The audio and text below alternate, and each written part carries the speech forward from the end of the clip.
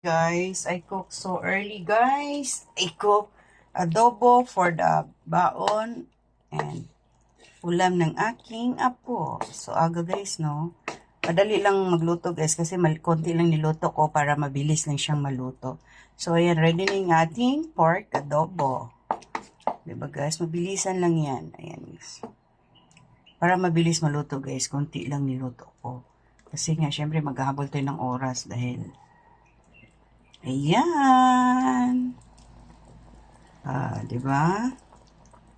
Pork adobo for breakfast at baon ni Apo. Ayan. Good morning, good morning. Happy Tuesday morning, everyone. Thank you so much, guys, for watching. Please don't forget, like, share, and follow. Ayun. Di ba, guys, oh?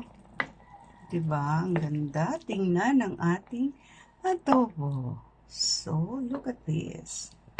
Adobo. Pork adobo. Ayan.